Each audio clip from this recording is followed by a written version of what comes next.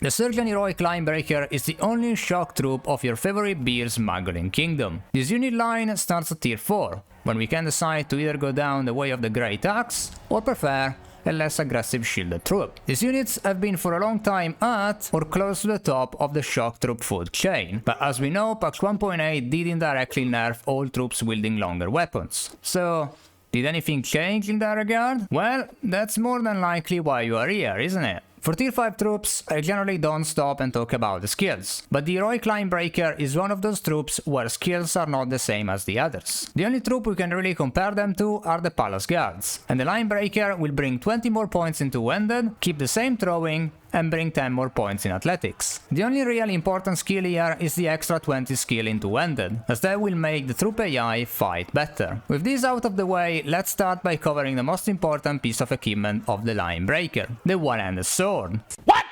Tailward seems to have some sort of weird fetish when it comes to giving troops weapons they will never be able to use. And other than slowing down the unit with its weight of 1.2, this thing does absolutely nothing.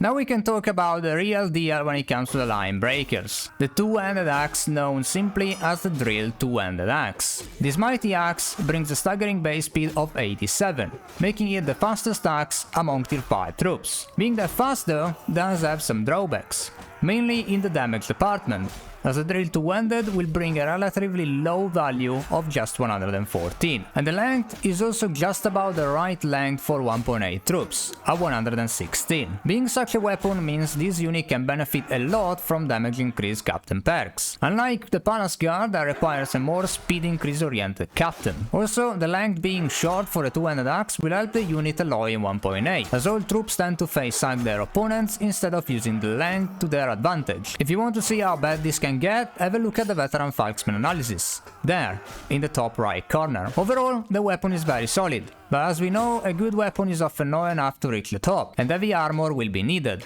especially head armor, of which the Heroic Linebreaker brings an impressive value of 53, brought by the closed Warlord helmet, that will place the unit in first place among shock troops, and second overall. When it comes to the body armor, the Linebreaker brings a value of 43, brought by the decorated hauberk and the mail shoulder guards. Despite the value of 43 not being great, this will rank the Linebreaker in second place across shock troops, but just 20th overall. When it comes to the head plus body, the Linebreakers rank second with a value of 96, but they will gain one position to first when considering all armor types. The last thing we have to talk about is a set of Raider throwing axes. 3 axes are never amazing, but it's better than nothing, especially when considering that Sturgia has another 2 top tier units bringing throwables, the Axeman and the Horse Raider. Now that all of the equipment is covered, let's talk about the stats. The Linebreaker ranked first among shock troops, with a total KD of 4.16 and a KD versus low tiers of 124.47.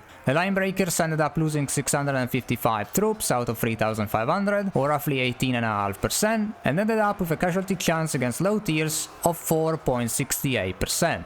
Also, they ended the careers of 2,728 custom battle soldiers. Despite being number 1 among shock troops, this test, when compared to the Axemen, Spearmen and the Druzinic ones, does a very good job in showing how much worse shock troops are on 1.8 than they used to be. The AI does cripple them a lot, more than one would think, and when fixed, these kind of units will be back to their former glory. With all of this said, let's list the pros and cons. This unit has excellent head armor, but the same can be said of the body. An infantry unit must have at least 50 to be good and 45 to be okay. The weapon is very good, and when we combine the weapon and the armor set, this unit does perform better than anyone in its class. It unfortunately suffers from the 1.8 AI that doesn't allow the troop to keep enough space between them and the enemy, ending up in more box strikes than normal. They are a versatile troop even if the 3 axes are nothing amazing, and they have a one-handed sword that they will never use. My final score is a 5 out of 5. Despite this unit performing generally worse than the Axemen or the Spearmen, it must be said that they are the current current best in their class of units, and can fit armies that run on projectiles too. Other than that, if you find a Linebreaker around after a battle, you will be more than fine in picking them up and use them, as their performance, even in 1.8, is still good enough to keep them around. Let me know what you guys think and what faction you want me to cover next. Thanks for watching, and if you want to see more videos like this, have a look at the playlist on your right. And if you fancy supporting a small channel, consider subscribing, as we are currently missing just a little over 170 subs to reach 1000.